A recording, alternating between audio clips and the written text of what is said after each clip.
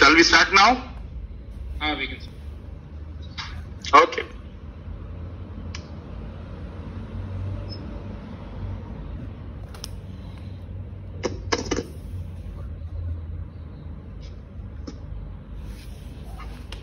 सभी वैष्णवों का आज के सत्संग सत्र में स्वागत है। मंगलाचरण से प्रारंभ करेंगे नित्य क्रम अनुसार। नमो भगवते तस्मै कृष्णाय अद्भुत कर्मणे रूप नाम विभेदेन जगत क्रीडति यो यतः मदनम काम रूपेण स्त्री भावाद भावितो हरिः मोहयन मूल रूपेण अवतीर्ण सेव्य एव स यत् कृपालवमाश्रित्य तरन्ति भवसागरम पद्मावती मनोमोदम घनश्याम महम भजे। तो विष्णु, जैसा कि आप सब जानते हैं, मद त्याग हेतु ग्रंथ श्री हरिराय जी विरचित, उसके अंतर्गत 21 प्रकार के मद का वर्णन श्री हरिराय जी ने किया है। 8वां मद जो सदाचार पालन का मद है, और उसी के संदर्भ में विविध जो प्रश्न आ रहे हैं, जिससे सदाचार के विषय में हमको बहुत सारी जानकारी मिलेगी, बहुत सारा ज्ञान होगा। तो वही सारे प्रश्न के प्रति उत्तर जो है वो मैं देने का प्रयत्न कर रहा हूं, ताकि सदाचार के विषय में सबको काफी क्लैरिटी मिले, और क्लैरिटी के साथ साथ में ही सबके जो विभिन्न प्रश्न हैं, जिज्ञासाएं हैं, उनकी भी स्पष्टता होती रहे। तो 13वां श्लोक श्री हरिराय चरण का, जिसमें आपने जो आज्ञा करी है, प्राकृतत्वाद नियतत्वात् कुत्सित तत्वाच रूपजम सगुणत्वाच शील जातम लोक सम्मानजम भयात।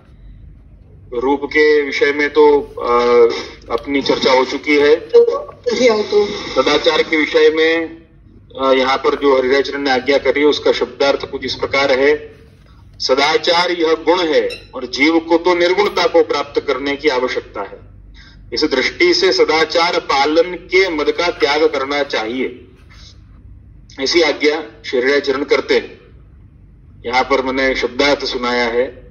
अब इसी बात को, अब यहाँ पर जो मुझे आज जो अपना सत्र शुरू कर रहे हैं, वहां पर मुझे गुण से निर्गुणता की तरफ जो जाने की आज्ञा कर रहे हैं हरिराय चरण, वो क्या है, उसकी थोड़ी स्पष्टता मैं देना चाहूंगा। यद्यपि इसमें बहुत डीप में नहीं जाएंगे, क्योंकि प्रश्न के प्रति उत्तर में ये बातें सब कुछ लगभग आ जाती हैं। इसमें कोई ज्यादा आवश्यकता नहीं है विवरण करने की, लेकिन फिर भी सदाचार यह गुण है। हेलो, अगर गुणों की अगर अपन बात करें तो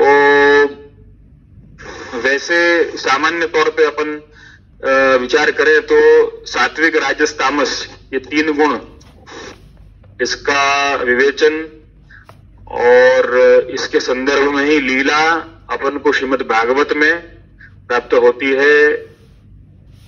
भगवत गीता में भी 3 प्रकार के जीवों का वर्णन, 3 प्रकार के सृष्टि का वर्णन अपन को मिलता है, सात्विक, तामस, राजस। अब ये जो चौथा जो है निर्गुण, ऐसा आपने यहाँ पर कई ग्रंथों में, वार्ता जी में कई जगहों पर ऐसी स्पष्टता आती है कि निर्गुण जीवों का ये मार्ग है, निर्गुण भक्तों का ये मार्ग है। जो पुष्टि मार्ग है वो निर्गुण भक्तों का मार्ग है।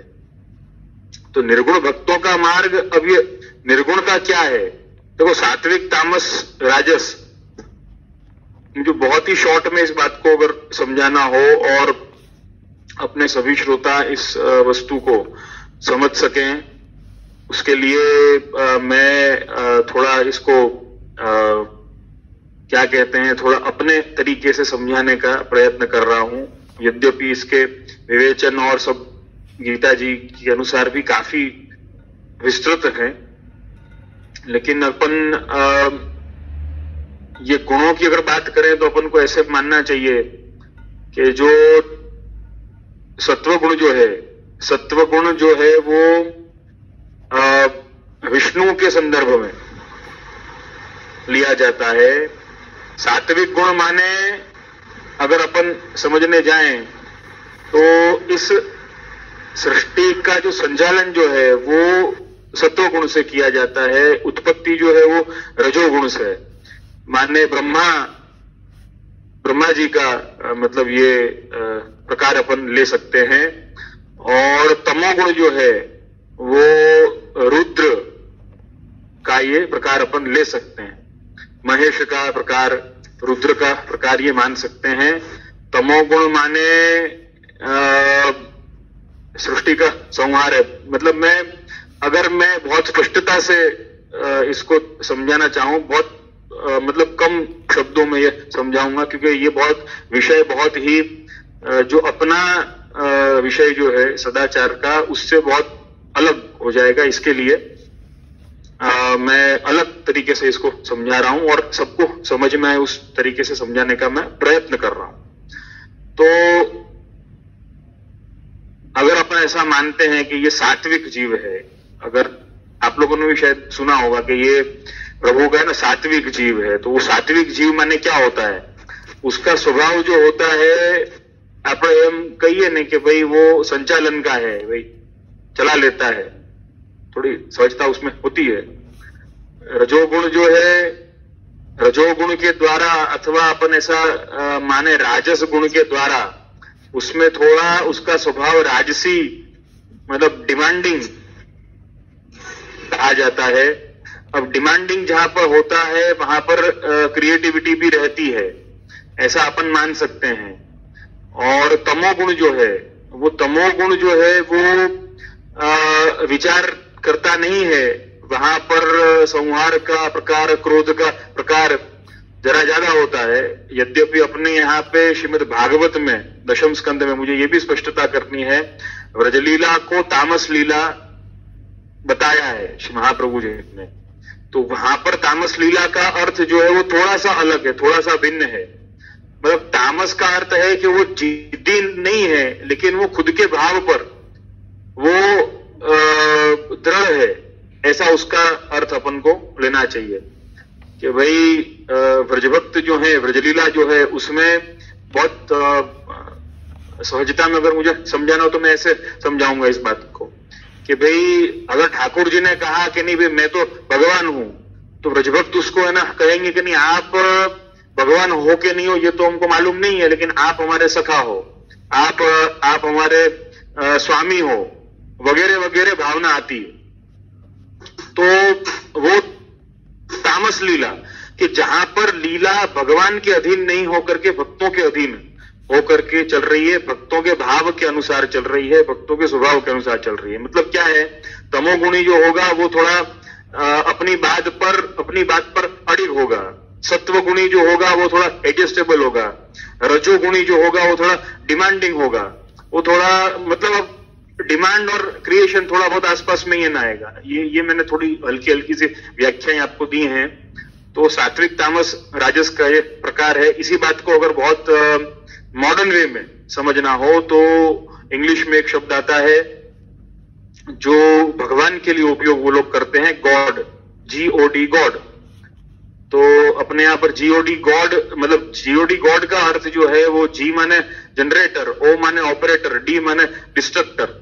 जनरेटर, ऑपरेटर और डिस्ट्रक्टर मतलब ब्रह्मा, विष्णु और महेश, इन तीनों को मिला करके गॉड शब्द बनता है। और ये गॉड जो है इनका स्वभाव ये है क्रिएशन करना, ऑपरेशन करना और फिर डिस्ट्रक्शन करना। मुझे लगता है ये युवाओं को तो बहुत स्पष्टता से समझ में आ गया होगा, तो इसमें कोई बहुत ज्यादा विवेचन की आवश्यकता नहीं है। तो अब उसी अनुसार अगर वो जनरेटर, ऑपरेटर और डिस्ट्रक्टर अगर इस तरीके से अगर अपन को विचार करना हो तो उसी अनुसार स्वभाव भी है, उसी अनुसार जो है तीन गुण मनुष्यों में पाए भी जाते हैं। जैसे असुरों में तमोगुण ज्यादा होगा और भक्तों में सत्व गुण ज्यादा होगा। ये एक सामान्य प्रक्रियाएं हैं सब। लेकिन अब निर्गुण क्या है? मतलब ये मुझे देखो, मैं बहुत डीप में जाना नहीं चाहता इसमें, लेकिन तो भी आप सबको समझ में तो आना चाहिए। मुझे मालूम है कल भी आप सबके लिए बहुत हैवी हो गया था, लेकिन तो भी जो विषय है उसको तो मुझे समझाना पड़ेगा ही। मेरी कोशिश ये होती है कि मैं उसको सहजता से समझाऊं, बने उतनी सहजता में रखूं। तो सत्वगुणी, रजोगुणी, तमोगुणी। रजोगुणी जो होगा वो डिमांडिंग होगा, मैंने समझाया अभी आप सबको पहले ये। तो ये जो प्रकार जो है पूरा, अब पुष्टि भक्ति मार्ग में कहा जाता है कि निर्गुणता का प्रकार है। तो ये निर्गुणता किस चीज का नाम है? निर्गुणता क्या है? तो निर्गुणता, कई लोग ऐसा होते हैं कि निर्गुणता का मतलब है कि इसमें कोई भी गुण ना हो, न उसमें तामस गुण हो, न उसमें राजस गुण हो, न उसमें सात्विक गुण हो, कुछ भी नहीं हो, उसमें कोई भी गुण ना हो, बस वो बिना गुण के वो बैठा हुआ है। इसका ऐसा मतलब नहीं होता है। निर्गुणता का असली मतलब होता है कि जिसमें सत्वगुण, तमोगुण, रजोगुण जो है वो ठीक ठीक अनुपात में हो या ठीक ठीक रेशियो में हो, उसको निर्गुणी जीव कहा जाता है। अब ये ठीक अनुपात में है, ये कैसे समझ में आएगा? तो ये वैसे समझ में आएगा जैसे कि इसके संदर्भ में एक श्लोक है, सुबोधिनी जी का मंगलाचरण किया दशम स्कंद का श्री महाप्रभु जी ने, उसके अंतर्गत चतुर्भिश्च चतुर्भिश्च चतुर्भिश्च त्रिभिस्तथा षड्भिर विराजते योसौ पंचधा हृदये ममः। तो ये इसके अंतर्गत ये श्लोक जो है वो निर्गुणता का द्योतक अपन मान सकते हैं कि श्री महाप्रभु जी जो है वो पंचधा स्वरूप को, सात्विक लीला को भी हृदय में धारण करते हैं, तामस लीला को भी धारण करते हैं, राजस लीला को भी धारण करते हैं। अब वो श्लोक के उसमें अपन नहीं जाएंगे उसके भावार्थ में, लेकिन कहने का तात्पर्य ये है कि महाप्रभु जी ने निर्गुणता को कैसे स्वीकारा कि भाई तीनों गुणों को अनुपात में स्वीकारा है। और वो अनुपात में कैसे? अगर कृष्ण को राजस लीला करनी है तो स्वीकार्य है, अगर सात्विक लीला करनी है तो भी स्वीकार्य है। महाप्रभु जी ऐसा समझाते हैं कि व्रज की जो लीला करी, व्रज में जो लीला करी वो तामस लीला करी, और मथुरा में जो लीला करी वो सात्विक लीला करी, और द्वारका में जो लीला करी वो राजस लीला करी। लेकिन अगर जीव को निर्गुणता को प्राप्त अगर करना है तो उसको क्या करना पड़ेगा? तो वो तीनों लीला को अक्षरशः स्वीकारेगा। महाप्रभु जी ने यही समझाया है कि मैं पंचधा हृदये मम। पंचधा क्यों कहा, उसका भी पूरा प्रकार अध्यायों के साथ में समझाया है। गुण प्रकरण आदि जो उसके अध्यायों से मतलब पूरा इसका संदर्भ है पंचधा का, लेकिन उसमें अपन नहीं जाएंगे। लेकिन अपन लीला के अनुपात को स्वीकारने का जो एक जज्बा है, जो एक स्वीकृति है या वो स्वीकार जो है, उसको निर्गुणता का नाम दिया गया है। ऐसा नहीं है कि भाई निर्गुण जीव होना तो उसको बैठ ही जाने का, एकदम उसको करने का ही नहीं, कुछ नहीं। अगर वो कोई रिएक्शन नहीं करेगा, अगर कुछ रिएक्शन उसका नहीं होगा तो प्रभु की कोई लीला ही नहीं होगी उसके साथ में, प्रभु की कोई लीला ही नहीं होने वाली उसके साथ में। तो उसको तो अनुपात में स्वीकारना है। तो महाप्रभु जी यहां पे यही बात समझाते हैं कि प्रभु जो है उनकी सारी लीलाओं को मैंने अपने हृदय मम, मैंने अपने हृदय में धारण किया है। महाप्रभु जी कभी कोई लीला में भेद नहीं करते। बहुत सुंदर बात है ये, अपन को समझने लायक बात है पुष्टि मार्ग के वैष्णवों को। महाप्रभु जी कभी कोई लीला में, प्रभु की लीला में भेद नहीं करते। हृदय मम, ऐसे कृष्ण को मैंने अपने हृदय में धारण किया है। ऐसी निर्गुणता को अपन को प्राप्त करने की बात यहां पर सदाचार से हरिराय चरण कर रहे हैं। ये बात मुझे समझानी थी आप सबको। सगुणत्वात् शील जातम, यहां पर जो आज्ञा कर रहे हैं हरिराय चरण, वो ये आज्ञा कर रहे हैं। अगर सदाचार को ऐसा मान लोगे कि ये तो सत्व गुण है, देखो अगर है ना किसी ने ऐसा माना कि भाई देखो ऐसा है, अब विषय है इसलिए थोड़ा डिटेल में मैं उतर रहा हूं। अगर किसी ने सदाचार को ये माना है, सदाचार का अर्थ यहाँ पे अपन बहुत अभी सीमित प्रकार से लेंगे कि जैसे कि अपरस पालना, जैसे कि मेंढ पालना, सूतक पालना वगैरह, जो भी अपने यहाँ पे मेंसिस पालना है, पिंडरू पालना, वो अर्थ में अभी अपन समझने की कोशिश कर रहे हैं। सदाचार का अर्थ बहुत व्यापक है, लेकिन अभी अपन अपने पुष्टि संप्रदाय के अनुसार बहुत ही सीमित अर्थ इसका भी ले रहे हैं अपन। तो यहाँ पर अगर समझो कोई सदाचारी हो, वैष्णव हो, वो सदाचार अगर मान रहा है कि नहीं भाई सदाचार का आग्रही है, अपरस पालता है और सूतक वगैरह जो भी अपने यहाँ की यथा विधि यथा स्थिति वो पालन करता है, तो ऐसा जो वैष्णव जो है अपन उसको मान सकते हैं कि भाई ये सात्विक है, थोड़ा एडजस्टेबल भी है, तो भाई चलो ठीक है, ये सात्विक सदाचारी है। ये मैं आपको समझाने के लिए बोल रहा हूं। ये सदाचारी सात्विक है कि भाई देखो प्राप्त हुआ तो बहुत अच्छी बात है, और थोड़ा बहुत इधर उधर भी हुआ तो ठीक है, लेकिन वो आग्रही है तो उसको सात्विक अपन को मानना चाहिए। अब कोई ऐसा हो राजस डिमांडिंग, मेरे को ये चाहिए, मुझे ये आप ला करके दो, इसके बिना मैं आगे नहीं बढ़ सकता, तो वो राजस उसको डिमांडिंग है थोड़ा सा। मैं बहुत सामान्य अर्थों में आपको मैं ये समझाने का मेरा प्रयत्न है, इसलिए मैं ऐसे एग्जांपल्स आपको दे रहा हूं। अब कोई सदाचारी जो है वो बिल्कुल बैठ ही गया, समझो कोई सदाचारी है, कोई अपरसी व्यक्ति है। अपने यहाँ पे आप सबने सुना होगा, बहुत ही व्यापक ये शब्द है अपने यहाँ पे, खास करके गुजरात में आप पढ़े मर्यादी वैष्णव, अपन कहते हैं कि कई वैष्णव ने मर्याद ली है। मर्याद क्या है? मर्यादी माने मर्यादी, अपन को ऐसा मानना चाहिए जो पुष्टि मार्ग की मर्यादा के अनुसार चलने का जिसने संकल्प लिया है। मतलब संकल्प तो हर कोई ने लिया है, लेकिन आचरण संबंधी may be experiencing temporary audio issues. Our teams are working to resolve this as quickly as possible. Hello Priyank, Audible? हाँ ऑडिबल। अच्छा, हमारा कहीं एक हाँ मैंने को नहीं, आई हर्ड सम ऑडियो। हाँ ओके फाइन। तो अपने यहाँ पे मर्यादी शब्द है, मर्यादी शब्द है, उसका अर्थ क्या है?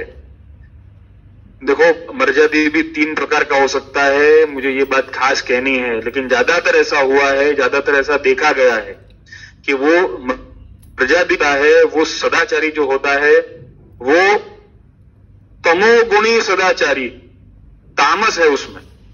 तामस माने क्या है? अगर समझो वो अपरस में है और अगर उसको किसी ने छीन लिया तो वो उस पे बरस पड़ेगा, वो उस पे क्रोधित हो जाएगा, वो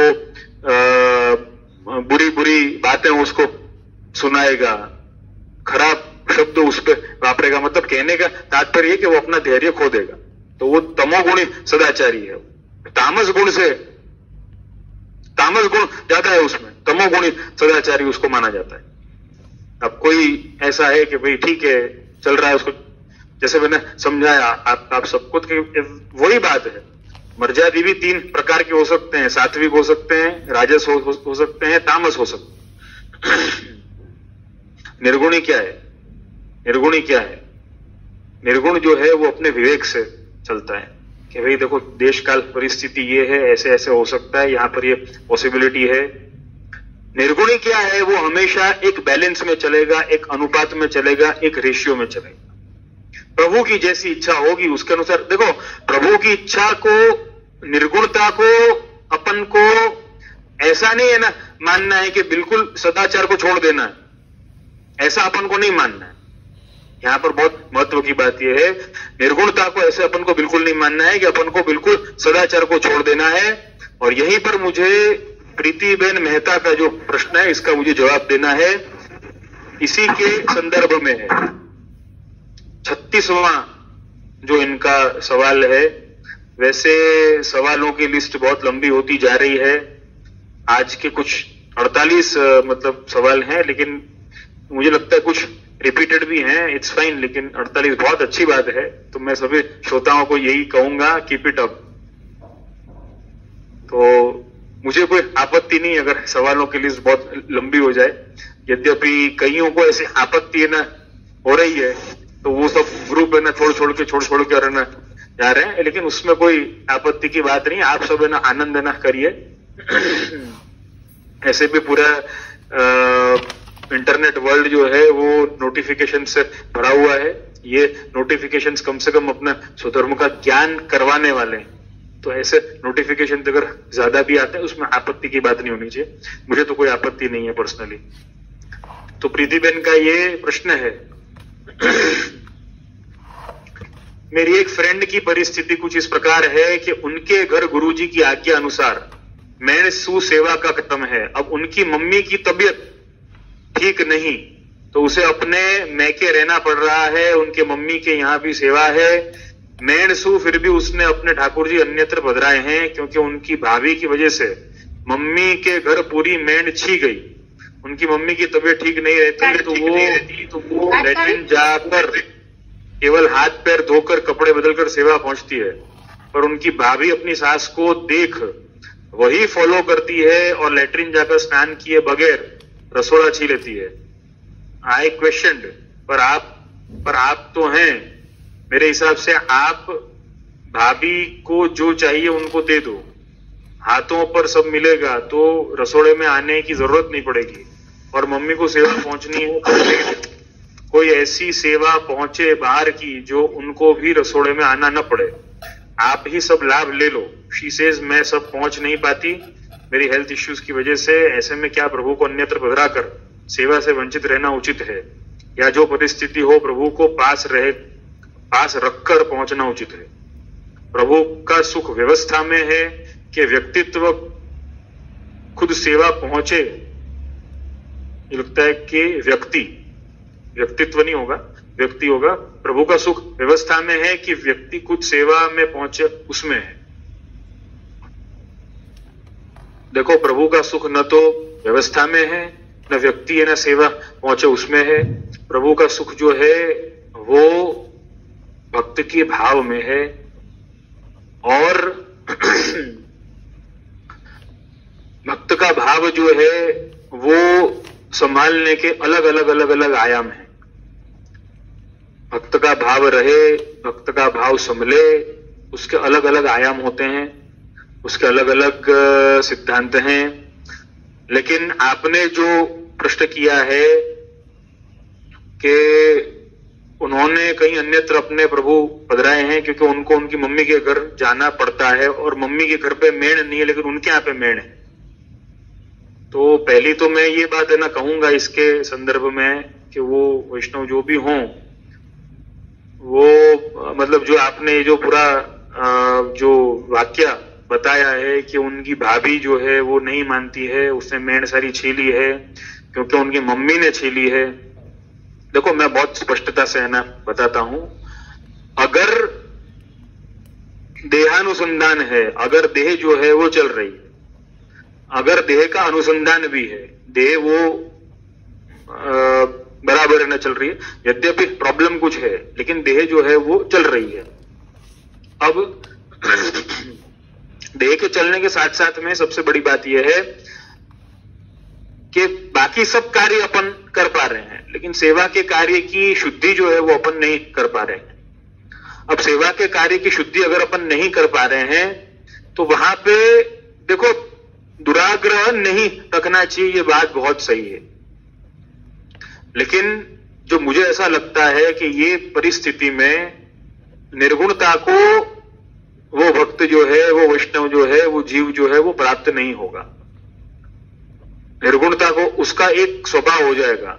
अब उसने ऐसा मान लिया है कि भाई देखो, ये सारी जो सेवा है ये केवल भाव की सेवा है, ये कोई प्रकार की सेवा है ही नहीं, इसमें कोई प्रोटोकॉल है ही नहीं, केवल इसमें भाव होना चाहिए। मैंने मान लिया कि भाई चलो पूरी भाव की सेवा है, लेकिन पूरी भाव की सेवा होने पर भी आप मुझे एक बात है ना बताओ, यद्यपि अगर सेवा के कोई नियम ही ना रखे जाएं, देखो मैं सूतक वगैरह पे समझाने वाला हूं, कल समझाऊंगा होपफुली, आई होप कि मैं कल है ना समझा पाऊं, लेकिन कहने का तात्पर्य मेरा यही है कि गोपीनाथ प्रभु चरण ने जो आज्ञा करी है साधन दीपिका में 19वें श्लोक के अंतर्गत, शौचाचार विहीन से आसुरावेश संभवात, ऐसी आज्ञा कर रही है। देखो इसकी व्याख्या में अपन कल जाएंगे विशद और बृहद व्याख्या में, क्योंकि बहुत जरूरी है, लेकिन यहां पर अब ये सगुणता और निर्गुणता के भाव से या मर्यादी पने के भाव से जुड़ रहा है, इसलिए मैं यहां पर भी समझाने को प्रासंगिक मानता हूं। तो गोपीनाथ प्रभुचरण आज्ञा करते हैं कि जिसमें शौच आदि आचार का धर्म नहीं है उसके इंद्रियों में आसुरावेश आने की संभावना बहुत ज्यादा है। मेरे वर्ड्स थोड़े हैवी हैं, अब मैं उसको सिंप्लीफाई करने की कोशिश करता हूं आपको, और सिंप्लीफिकेशन मुझे लगता है सबसे ज्यादा सबसे अच्छा जो है वो आज की परिस्थिति के अनुसार, विज्ञान के अनुसार और जो मॉडर्न वर्ल्ड में जो सारे नियम कानून जो चल रहे हैं उसके अनुसार करना ज्यादा उचित है। मेरा एक डिबेट काइंड ऑफ, मतलब चर्चा काइंड ऑफ एक हुई थी एक वैष्णव के साथ में, जो उनका कामकाज ऐसा कुछ है कि अस्पताल में जो बड़े बड़े ऑपरेशन होते हैं, जैसे कि किसी की हड्डी टूट गई है, वहां पे कोई रॉड बिठानी है, ये कर, मतलब उनका वो रॉड इत्यादि का वो कामकाज है पूरा।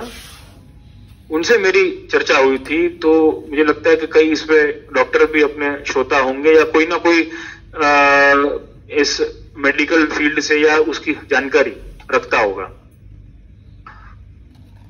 और आजकल सबसे बड़ी बात जो अपन सुन रहे हैं वो तो है सैनिटाइजेशन,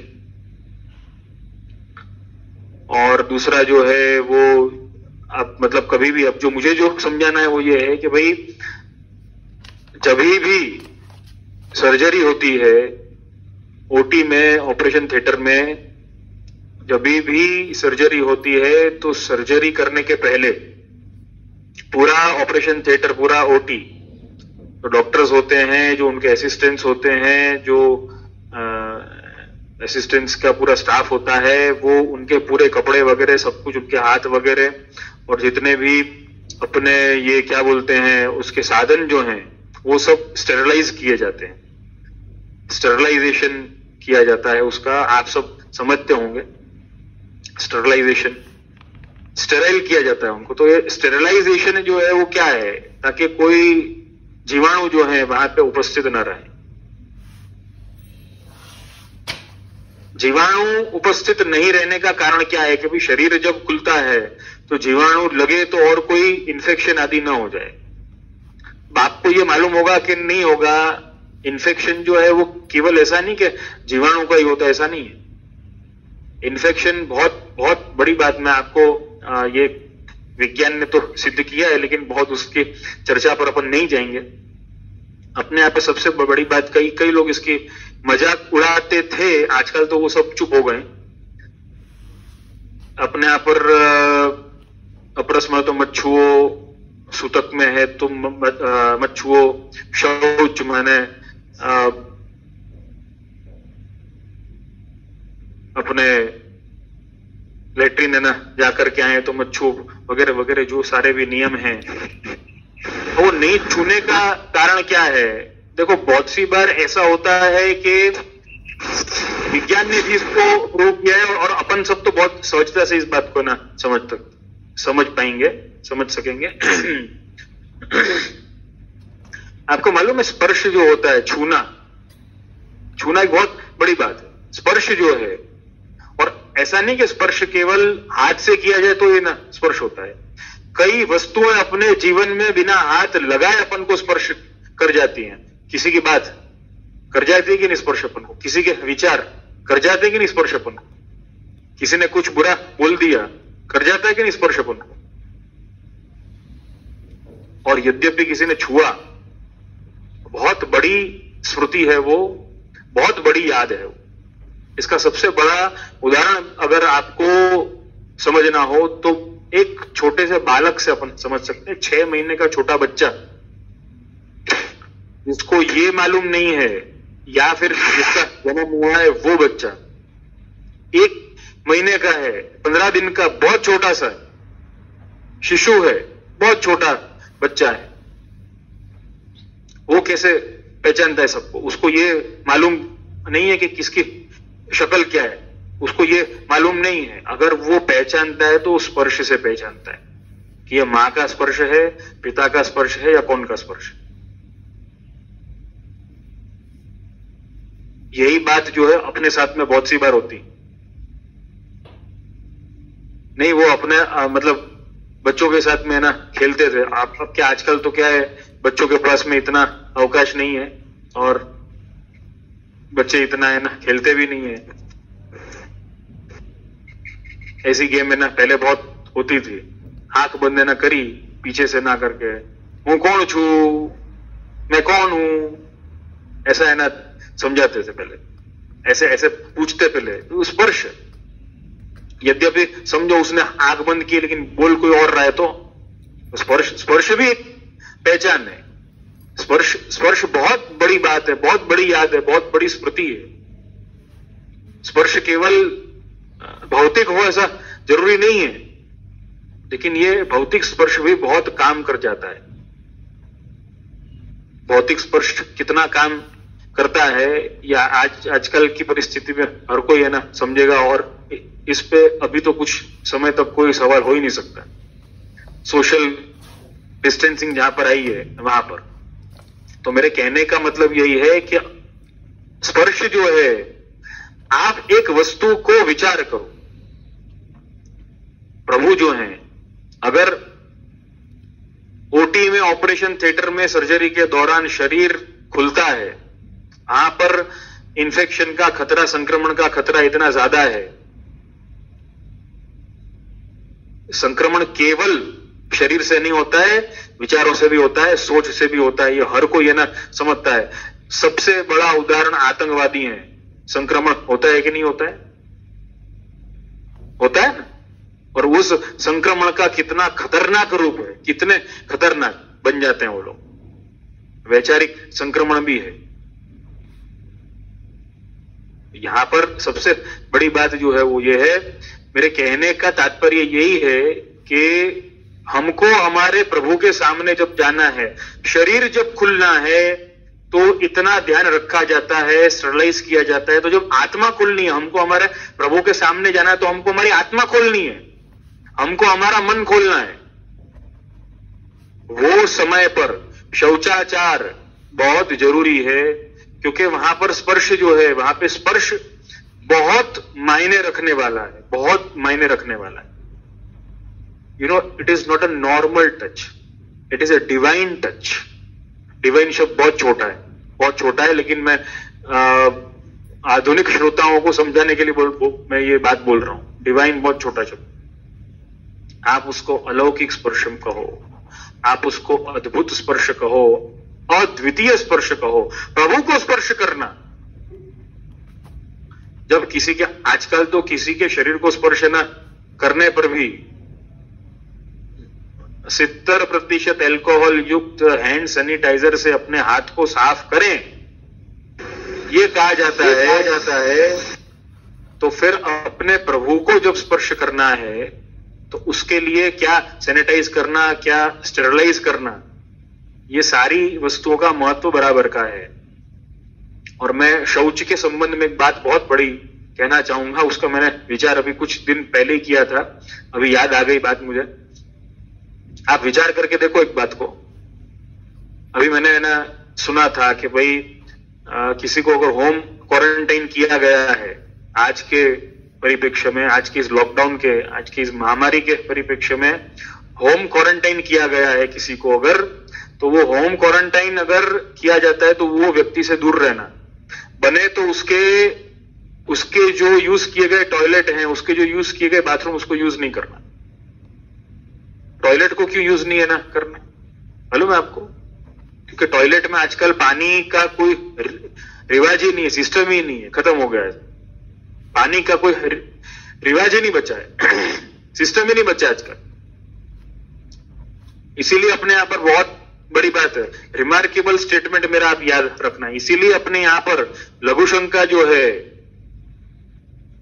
लघुशंका के लिए बाथरूम जाने के लिए हम टॉयलेट का इस्तेमाल नहीं करते, हम बाथरूम में जाते हैं। उसका कारण क्या है कि वहां पे पानी डाला जा सकता है, वहां पर सफाई अच्छे से हो सकती है, लेकिन टॉयलेट में वो सफाई नहीं हो सकती, और अगर होगी तो भी वो शुद्धि नहीं होगी। देखो, सफाई और शुद्धि दोनों अलग अलग बात है। सफाई और शुद्धि दोनों अलग अलग चीज हैं। सफाई माने क्लेनलीनेस, शुद्धि माने प्योरिटी। धर्म जो है, रिलीजन जो है, वो प्योरिटी पर ध्यान देता है, क्लेनलीनेस पर ध्यान प्योरिटी के बाद है। अगर वो चीज प्योर है तो वो क्लीन होने ही वाली, उसमें कोई शंका को स्थान नहीं है। लेकिन अगर वो क्लीन है तो हमेशा प्योर हो ऐसा जरूरी नहीं। तो प्योरिटी, इसीलिए मैं कई बार अपने सेवकों को मैं ये समझाता हूं कि सबसे बड़ी बात यह है कि अपने यहां पर धर्म जो है, अपने यहां पर भक्ति जो है, उसका प्रकार और आधुनिकता का प्रकार बहुत अलग अलग है। कैसे? आधुनिकता जो है वो पहले किसका विचार करती है? बॉडी का विचार करती है। फिर वो किसका विचार करती है? फिर वो माइंड का विचार करती है, और फिर वो सोल का विचार करती है। सोल का तो विचार मैंने बताया था ना कि उसको कब आता है, may his soul rest in peace, RIP जब होता है तब उसको है ना विचार आता है। उसके पहले तो विचार ही क्या करना, जिए जाओ। लेकिन अपना ऐसा नहीं है, अपना रिलीजन उल्टा, ये जो क्रम है आधुनिकता से उल्टा क्रम अपना है। यद्यपि मैं उसको उल्टा क्रम नहीं कहूंगा, मैं ऐसा कहूंगा आधुनिकता का क्रम उल्टा है, अपना सीधा वाला क्रम। पहले वो विचार काय का करते हैं, वो सोल का विचार करते हैं, फिर वो काय का विचार करते हैं, माइंड का विचार करते हैं, फिर वो बॉडी का विचार करते हैं। और ये बात कितनी सटीक बैठती है, आप विचार करके देखो। जिसका सोल प्योर है उसके माइंड में अच्छे विचार आएंगे, उसके माइंड में अच्छे विचार आएंगे, उसका माइंड प्योरिटी की तरफ हमेशा आकर्षित रहेगा। और उसी सदाचार का, मतलब कहने का तात्पर्य यही है, सदाचार का आग्रही रहेगा। तो फिर बॉडीली शौचालय आचार को वो एक्सेप्ट करेगा वो एक्सेप्ट।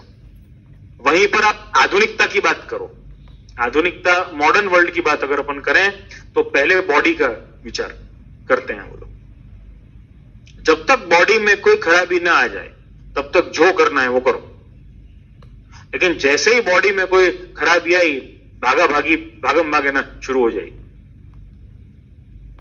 जैसे कि मैंने पहले भी समझाया था, prevention is better than cure. और आधुनिकता वालों को यह बात समझ में कब आती है? प्रभु न करें ऐसी महामारी के बाद आती। क्या फायदा, क्या फायदा उसका? इतना सब खोने के बाद में आपने अगर कुछ पाया भी सही तो फायदा क्या? सच्चाई तो यही है ना, इतनी बड़ी महामारी है, पहली बार आई है, क्या ऐसा है? मैं सभी श्रोताओं से एक बात कहूंगा, हमेशा अपन को इस चीज का ध्यान रखना पड़ेगा। ये जो लेटरिन जाके स्नान करना, ये सब शुद्धि है ना करनी, ये सारी जो बातें हैं, ये सारी बातें अपन को अगर प्रकोष्ठला लग रही हैं आज, आगे जाके यही बातों का पालन करना पड़ेगा। क्योंकि मेरी बात को ध्यान से सुनना, क्योंकि आज तक जितनी भी महामारी आई है, जितने भी वायरस आए हैं, जितनी भी तकलीफ आई है, जितने भी एपिडेमिक पेंडेमिक आए हैं, लगभग उनमें से सभी इस धरती पर मौजूद हैं। अभी कोई भी गया नहीं है, तिरोधान नहीं हुआ है किसी का भी। अगर अपन टीबी की बात ना करें, 70s की साल में टीबी कैसे भयंकर रूप में था, 70s 80s में, 90s तक में भी बहुत भयंकर रूप में था, लेकिन कम हो गया था, बहुत भयंकर रूप में था। आज क्या नहीं है? ऐसा है क्या? आज भी है। H1N1 10 साल पहले आया था, नहीं है? आज भी है। डेंगू नहीं है? आज भी है। स्वाइन फ्लू नहीं है? आज भी है। ऐसे ये जो महामारी आई है, ये क्या अपन को ऐसा लग रहा है क्या कि लॉकडाउन है ना खुलने के बाद में सब नॉर्मल है ना होकर के, और अपन बहुत आराम से जैसे पहले रहते थे ऐसे अपन रह सकेंगे। अपन ये बात हमेशा ध्यान में रखनी होगी, सोशल डिस्टेंसिंग को कानून के तौर पे मानना पड़ेगा। अभी तक तो धर्म समझाता था तो कर्तव्य के रूप में मानने की बात कहता था, लेकिन वहां पर तकलीफ होती थी, वहां पर ढकोसला लगता था, मजाक उड़ाते थे कि नहीं भाई आजकल के मॉडर्न वर्ल्ड में रहना है, कमाना है, जीवन का आनंद अगर लेना है तो ये सब क्यों है ना मानने का। आज मान रहे हो ना, आज कानून के तौर पे मान रहे हो उसको, अब वही बात कर्तव्य के तौर पे समझाते थे तो नहीं आता था समझ। कर्तव्य माने धर्म है।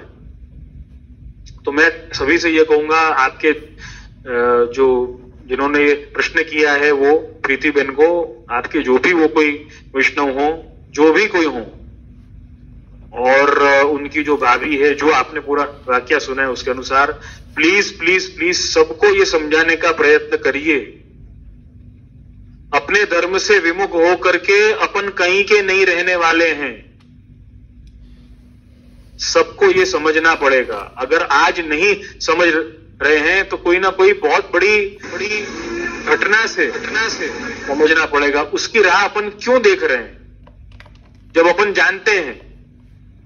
आप इतिहास उठा करके देख लीजिए, इंटरनेट तो सबके लिए ओपन है, आप उठा करके देख लीजिए कौन सा ऐसा एपिडेमिक है। क्या प्लेग 94 में प्लेग आया था, सूरत में बहुत है ना फैला था, समाप्त हो गया।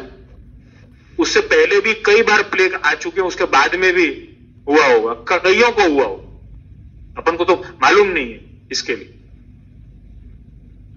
वैष्णवों, मेडिकल साइंस उसका ट्रीटमेंट ढूंढती है, उसका इलाज ढूंढती है, ट्रीटमेंट ढूंढती है, क्योर नहीं ढूंढती।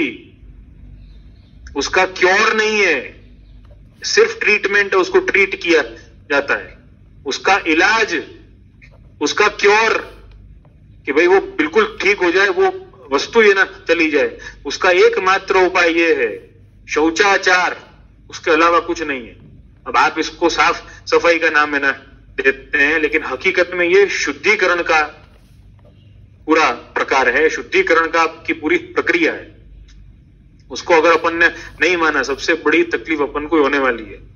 ज्यादा समझाने की इस पे मुझे आवश्यकता नहीं है, अभी सब सोशल डिस्टेंसिंग और सैनिटाइजेशन और सबसे बहुत समझ में आता होगा अभी तो मुझे ज्यादा समझाने की आवश्यकता नहीं। लेकिन मैं यही कहूंगा, अब जो मूल मुद्दा जो है, उन्होंने ये कहा है कि जो आपने सॉल्यूशन दिया वो मुझे काफी ठीक लगा कि मेरे हिसाब से आप भाभी को जो चाहिए उनको दे दे, जो चाहिए उनको दे दे का मतलब मुझे नहीं समझ में आया कि भाई जो वो खुद उनके घर पे जाएं और जो चाहिए उनको, that is a temporary solution, that is not a permanent solution. जो चाहिए उनको ना दे दिया तो वो तो और आनंद है ना आ जाएगा उसमें। आप उनको ऐसा क्यों है ना सिखाना चाहते हैं कि भाई तुम एक काम करो, तुमसे धर्म नहीं होता तो तुम है ना बैठ जाओ, हम है ना सारा करेंगे धर्म। नहीं, ऐसा नहीं होना चाहिए। उनका घर है वो, अगर उनको धर्म नहीं पालना है तो उनकी चॉइस है वो, उसमें कोई और है ना जाए और उनको दे और अपने मतलब उनकी माँ से अगर नहीं हो पा रहा है। देखो मैं जो जहां पर शारीरिक अस्वस्थता की बात है वहां पर कहा नहीं जा सकता, वहां पर निश्चित तौर पे कुछ सुविधा, कुछ छूट जो है वो देनी चाहिए। जैसा कि आपने कहा कि मम्मी को सेवा पहुंचनी है तो ग्रेट, कोई ऐसी सेवा पहुंचे बाहर की जो उनको भी रसोड़े में आना ना पड़े, तो ये ना ठीक है, कोई सूखी सेवा कर सकते हैं, इट्स फाइन। वो मुझे समझ में आई बात, वो ना ठीक है, कर सकते हैं ऐसा। और वो कहते हैं कि वो नहीं पहुंच पाते उनके हेल्थ इश्यूज के ना वजह से। अब वो परिस्थिति में जो है वो सेवा का क्रम जो है गुरु आज्ञा अनुसार कुछ हद तक सीमित किया जा सकता है। लेकिन अगर आपने सारी मेण जो है वो हवा में उड़ा दी, देखो कई बातों को ऑफिशियली नहीं किया जाता, कई बातों को ऑफिशियल नहीं कर सकते आप, कई सिद्धांतों को शौच आदि आचार में छूट दी जा सकती है, समझो कोई ये ना कहे कि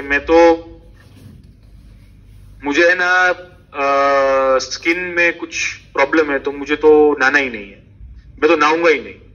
अरे भाई देखो, नहीं नहाना कोई सोल्यूशन नहीं है।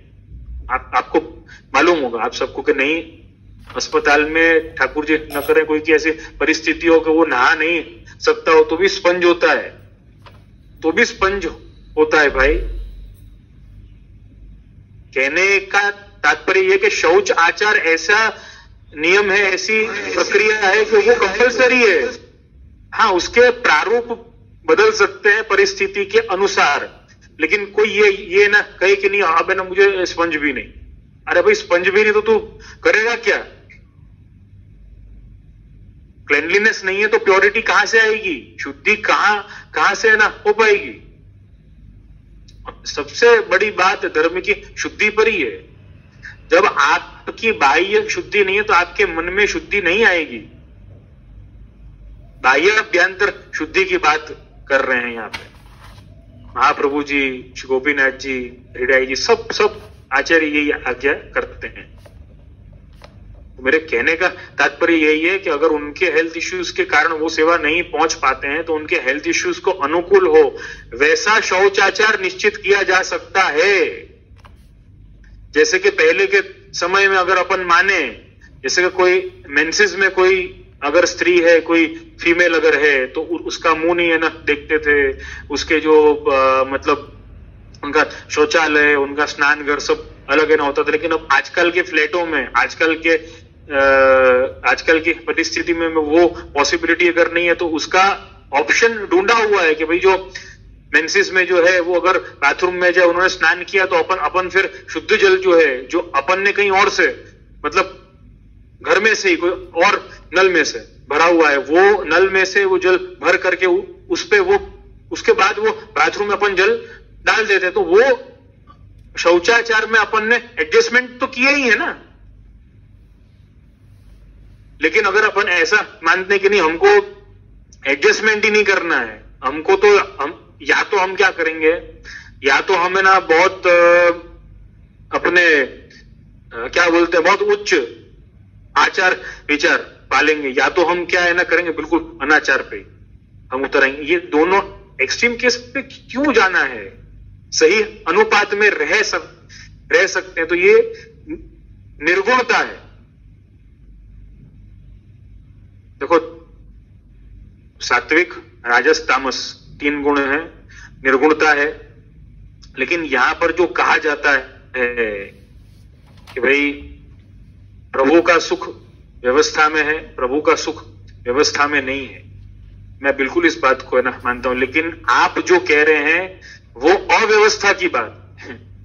प्रभु का सुख व्यवस्था में नहीं है तो प्रभु का सुख अव्यवस्था में भी नहीं है। शास्त्र के वचनों को अपन अपने हिसाब से, अपने हिसाब करते हैं कि शास्त्र की आज्ञा अनुसार ही, देश काल परिस्थिति के अनुसार, गुरु की सम्मति से, बहुत गुरु का रोल इसमें महत्व का है। पहले ही मैं कहूंगा कितनी छूट देनी है, कैसे छूट न देनी है, उसके लिए गुरु का रोल बहुत महत्व का है। इसीलिए उनको उपदेशक कहा गया है।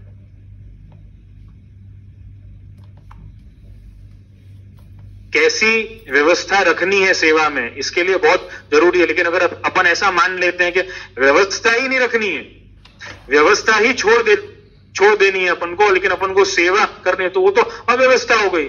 मतलब क्या हुआ? देखो, भगवान बोलते नहीं है। देखो, प्रेमी है ना, बोलता नहीं है। आज प्रेमी और प्रेमिका संग में हो ना, लेकिन आज प्रेमी की इतनी हैसियत नहीं है कि अपनी प्रेमिका को 2 वक्त की रोटी खिला सके। तो प्रेमिका बोलेगी नहीं, चुप है ना रहेगी। लेकिन अगर प्रेमी को अगर ऐसा होगा बोलती नहीं है ना, मतलब इसको भूख ही नहीं लगती है, छोड़ना है इसको 2 वक्त की रोटी, देते ही नहीं है, पूछेगा ही नहीं उसको तेरे को लगी है भूख, उसने मान नहीं लिया है कि इसने स्वीकार लिया है। फिर क्या होगा? धीरे धीरे वो कहेगा 2 वक्त की रोटी में एडजस्टमेंट किया, अब 1 वक्त की रोटी में भी एडजस्टमेंट कर लेगी। फिर क्या होगा? अपन एक काम करते, एक दिन छोड़ के एक दिन अपन ना खाना खाते। अरे भाई ऐसे तो ना फिर खाना ही ना बंद हो जाएगा, अव्यवस्था हो जाएगी वो तो। लेकिन अगर कोई ऐसा कहे, कोई की प्रेमिका ऐसा कहे कि मुझे 6 बार खाना है, मैं तो 6 बार खाऊंगी, मुझे 6 बार अगर नहीं दिया तो देख लेना, तो फिर वो आदमी जाएगा कहां? अल्टीमेटली वो ऐसे ही है ना, कहेगा मुझे खा जा, इतना 6 बार है ना, हाथ 2 बार है ना खिला सकता हूं भरपेट, लेकिन तू तो 6 बार अगर भरपेट अगर खाए, मतलब मेरे कहने का तात्पर्य आप सब समझ रहे होंगे, वहां पे वो तामस गुण है ना आ गया है भाई। एक्सट्रीम पे मत जाओ ना। भगवान ने ये नहीं कहा है कि मुझे व्यवस्था चाहिए, प्रेमिका ने नहीं कहा है कि मुझे इतना खिलाओ, लेकिन प्रेमी ने अगर ऐसा आग्रह रखा है कि नहीं ये अच्छी चीज है, ये अच्छी बात है, तो अच्छी बात जो हो, बेस्ट जो हो, वो मेरी प्रेमिका के लिए हो, मेरे आत्मीय के लिए हो, या भक्त को ऐसा हो कि मेरे भगवान के लिए हो, तो वो तो अच्छी बात है कि नहीं है? शौच आदि का आचरण वो अच्छी बात है कि नहीं है? देखो आज इंसानों के लिए हाथ धोए जाते हैं, लेकिन भगवान के लिए जब हाथ धोए जाए तो वो समर्पण नहीं हुआ। यहां तो सबसे दूर रहने के लिए हाथ धोए जा रहे हैं कि सबसे दूर हो जाओ, वहां पे तो भगवान के पास जाने के लिए हाथ धोए जाते हैं। कितनी बड़ी बात है। वहां पे तो जुड़ रहे हैं, वहां पे तो जुड़ाव हो रहा है, यहां पे तो अलगाव हो रहा है। तो वहां पे ये शास्त्र का विचार ही है, जुड़ाव, शौच आदि आचार से जुड़ाव किया जाए। क्यों नहीं है ना छूना है? अपरस में अगर हो तो क्यों अपन को नहीं है ना छूना है? कि देखो ये इनकी मानसिकता या इनका व्यवहार सेवा के लिए नहीं है। समझो 2 व्यक्ति जो है उन्होंने माथा भिगो के स्नान किए, एक ने सेवा के लिए स्नान किए, दूसरे ने सिर्फ संडे था इसलिए बाल वाल धोने के लिए स्नान किए। अब जिसने बाल वाल धोने के लिए स्नान किया उसने कहा कि मैं भी नहाया हुआ हूं, तो मुझे क्यों नहीं है ना छू सकता? तू भी तो है ना नहाया हुआ। अरे भाई वो नहाया है, उसका हेतु कुछ और है, तेरा नहाना कुछ ना और है। मैंने कहा ना कि विचारों का स्पर्श भी होता है, प्रकार में भी भेद है। स्नान करने में भी भेद है। तो कहने का तात्पर्य मेरा यही है कि व्यवस्था के लिए ठाकुर जी नहीं है, लेकिन अव्यवस्था के लिए भी नहीं है। तो व्यवस्था और अव्यवस्था के बीच की एक बहुत पतली लाइन है, उसको मेंटेन करना है। सबसे बड़ी बात यह है। दूसरी बात, आपने जो पूछा कि व्यक्ति खुद सेवा में पहुंचे, उसमें ठाकुर जी का सुख है। व्यक्ति के लिए नहीं है, भक्त के लिए है। तो भक्त, देखो भक्त वो है जो अपने भगवान के सुख का विचार करता है। जब वो भक्त है, पहले तो वो भक्त बनता है, फिर वो सेवक बनता है। अपन महाप्रभु जी के सेवक हैं। अब महाप्रभु जी की आज्ञा अनुसार सेवा करने में ठाकुर जी का सुख है, या अपनी स्वकल्पित स्व इच्छित सेवा करने में ठाकुर जी का सुख है? अगर अपन को ऐसा लगता है कि भाई हमको तो भाव होना चाहिए और ठाकुर जी की ना सेवा करो, ठाकुर जी की सेवा है ना करनी चाहिए, तुमको कैसा भी भाव हो, तब तो फिर आनंद है ना। तब तो फिर ठाकुर जी को माखन धरने की कोई आवश्यकता नहीं है। बटर धरो ना, चीज धरो ना, तब तो ठाकुर जी को माखन और रोटी की क्या आवश्यकता? ब्रेड और बटर चल जाएगा। ठाकुर जी को टोपी के ना श्रृंगार की क्या आवश्यकता? ठाकुर जी को हेट चल जाएगी। ठाकुर जी को वेणु जी की क्या आवश्यकता? बांसुरी की क्या आवश्यकता? मुरली की क्या आवश्यकता? मोबाइल फोन ही चल जाएगा। ठाकुर जी को पिछोड़ा, धोती, चाकदार इत्यादि धराने की आवश्यकता क्या है? जींस पैंट है ना, चल जाएगा। वो सब क्यों नहीं चलता है? उसका कारण यही है कि महाप्रभु जी ने उसकी सम्मति नहीं दी है, शास्त्र ने उसकी सम्मति नहीं दी है।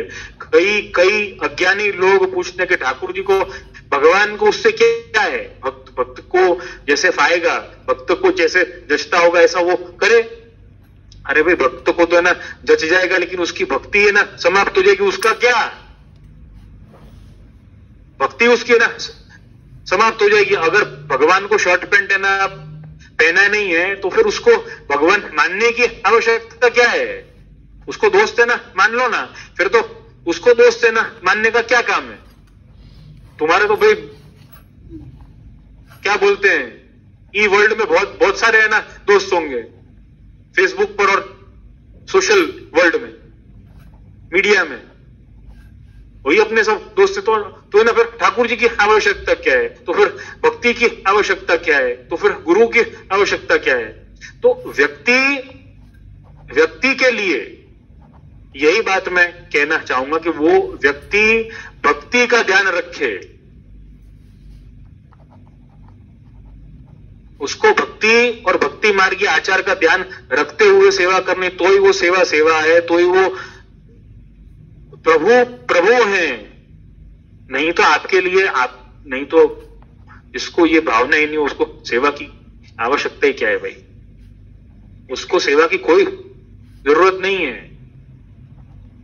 दुनिया की सेवा में वो लगा हुआ है, उसको लगे रहने दो, नो प्रॉब्लम, उसको क्या आवश्यकता सेवा की। तो मेरे कहने का तात्पर्य सिर्फ यही है, प्रभु का सुख व्यवस्था में नहीं है, प्रभु का सुख व्यक्ति अपने हाथ से करे उसमें भी नहीं है, प्रभु का सुख काय में है, प्रभु का सुख महाप्रभु जी की आज्ञानुसार सेवा करने में है, गोपी जनों के समान प्रेम से सेवा करने में है। लेकिन गोपी जनों के समान प्रेम कैसे होगा ये समझाए महाप्रभु जी ने। मैंने कई बार इस बात का खुलासा किया है।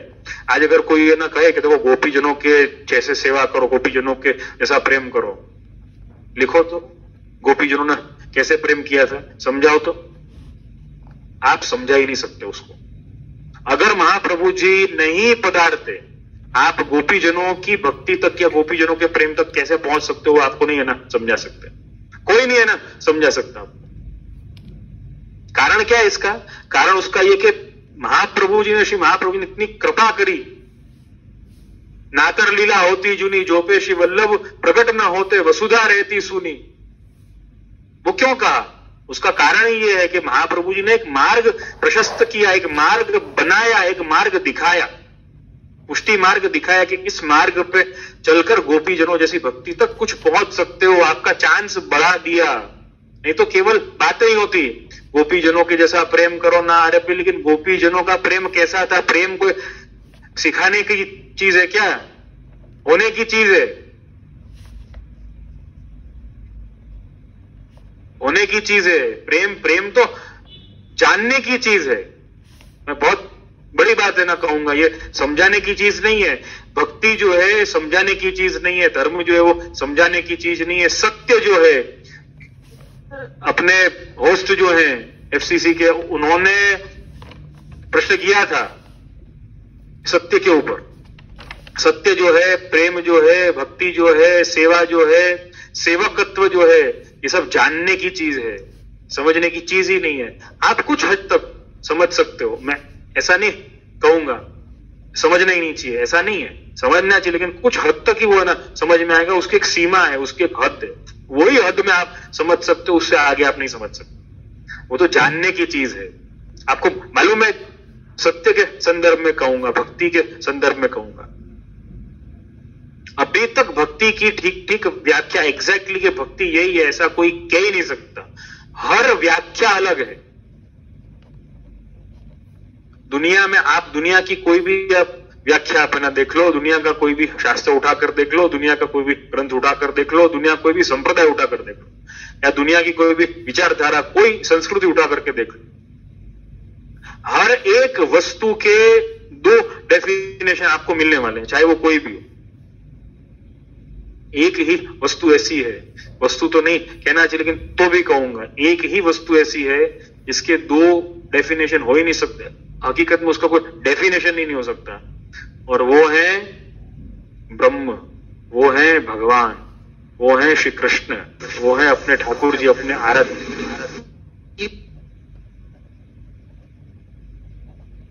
एतेषु अंश कला पुंसः कृष्णस्तु भगवान स्वयं। एतेषु च अंश कला पुंसः कृष्णस्तु भगवान स्वयं। के बाकी सब तो अंश कला युक्त हैं, कृष्ण ही भगवान स्वयं, आप कृष्ण ही हैं, उनके अलावा कोई नहीं। उनकी दो डेफिनेशन कभी नहीं है, लेकिन उनकी अनेक अनेक जितनी डेफिनेशन उन पर लगानी हो लगा दो आप। सत्य ये है, सत्य को आप कहने जाओगे ना, भगवान को आप कहने जाओगे ना, धर्म को आप कहने आप ना गए ना, आप प्रेम को कहने गया, उसका मतलब ही है ना बदल जाएगा। हाँ, आप सोचते थे कुछ, मानते थे कुछ, कहने गए कुछ, तो वो उसका अर्थ है ना बदल गया। भगवान का भी ऐसा ही है, भक्ति का भी ऐसा ही है, धर्म का भी ऐसा ही है। कहते हैं ना वो कि सत्य कैसा है, भगवान कैसा है, धर्म कैसा है, भक्ति कैसी, तो जैसे गूंगे के लिए गुड़। अब गूंगा गुड़ का स्वाद, गूंगा गुड़ खा करके और कहने जाए कि भाई गुड़ ऐसा है, कहने का मतलब ही बदल जाएगा। तो ये समझने से भी ज्यादा जानने के लिए आप जानो, आप खुद है ना जानोगे। गुरु के चरणों में बैठ करके आप सुनो, श्रवण करो, श्रवण भक्ति करो, लेकिन जानोगे तो आप खुद, ओ भगवान तो ऐसा था, देखो इसकी लीला तो ऐसी थी, ये तो आप खुद है ना जानोगे। हर भगवदीय ने, हर भक्त ने जाना है अपने अपने तरीके से इस सत्य को, इस सत्य संकल्प भगवान को, श्री कृष्ण को। तो मेरे कहने का तात्पर्य यही है, ऐसे अहोभाव से मैं हर एक वैष्णव को एक बात कहूंगा, आप सेवा करने के पहले, सेवा प्रारंभ करने के पहले, जैसे अपने घर में कोई बालक का जन्म होता है, बालक जब अपने घर में आता है तो अपन कैसे दृढ़ता पूर्वक अपन पूरे परिवार को समझाते हैं ना। बच्चा घर में आ रहा है, आजकल तो सब है ना समझते हैं, लेकिन जब नहीं है ना समझते थे, या जो नहीं समझते हो उनके लिए, बच्चा है घर में, अपन को ये ध्यान है ना रखना है, अपन को यहाँ पर सफाई रखनी है, ये टाइम पे अपन को आवाज नहीं करना है, उसका सोने का टाइम है, उसका ये खाने का टाइम है, वो तो यही खाता है। बच्चे के लिए कैसी व्यवस्था करते हैं, एक घर का सदस्य आया है, कैसा अहोभाव है उसके लिए। तो ये त्रिलोकी नाथ जब अपने घर में आया तो उसके लिए व्यवस्था क्यों नहीं कर सकते, मैं सबसे पूछना चाहता हूं। क्यों अपन ने अपनी सेवा को, अपनी भक्ति को इतना डिग्रेड किया हुआ है, क्यों अपन उसको कुछ भी नहीं मानते हैं? जैसे हो ऐसे ना करो, जैसे हो ऐसे बिल्कुल है ना करो, नो प्रॉब्लम, लेकिन कब कि जैसे हो वैसे आप अपने लिए कर रहे हो तब करो, वैसा ही भाव अपने लिए होना तब करो। लेकिन अब अपने लिए तो अपन सारी व्यवस्थाएं जुटाने में लगे हुए। तो मेरे कहने का तात्पर्य यही है कि प्रभु का सुख प्रभु को जानने में है, भक्ति को जानने में, अपने स्वधर्म को जानने में, उसी में सुख है। और वो जानना हो तो महाप्रभु जी की आज्ञा के बिना जाना नहीं जा सकता। यो वदत अन्यथा वाक्यम आचार्य वचनात् जनः संस्कृति प्रेरको वापी तत्संगो दुष्ट संगम, हृदय शिक्षा पत्र में आज्ञा करते हैं। महाप्रभु जी के अलावा अगर कोई आपको कह रहा है कि मैं आपको है ना पुष्टि पुरुषोत्तम क्या है या पुष्टि मार्ग की सेवा क्या है मैं समझा दूंगा, लेकिन उसमें महाप्रभु जी की आज्ञा नहीं है, तो हृदय चरण क्या आज्ञा करते हैं? उसकी बातें या उसका संग है ना दुष्ट संग जानना, वो तो दुष्ट है। लेकिन महाप्रभु जी की आज्ञा जहां है वही सत्संग है। महाप्रभु जी की आज्ञा अनुसार, अरे उसको तो अपने प्रभु को उसने जान लिया है, तब वो सेवा कर रहा है। कृपया गुरु चरणों में बैठे मैं उनको भी ये मैं आपको ये बात कहूंगा, क्योंकि प्रश्न आपने किया है, आप उनको भी ये सलाह दें, कृपया गुरु चरणों में बैठे, अपनी सेवा की प्लीज वैल्यू करें, प्लीज प्लीज प्लीज वैल्यू करें। भगवान को, प्रभु को इतना छोटा न माने। नाथद्वारा जाएंगे, ब्रज में जाएंगे तो कैसे लौट जाएंगे ब्रज में, साष्टांग दंडवत करेंगे, हजारों की भीड़ से भी धक्के मुक्की करते हुए, धक्के खाते हुए भी दर्शन करने जाएंगे। तो वो त्रिलोकी का नाथ जब अपने घर में आता है तो उससे मुंह क्यों फेरते हैं अपन?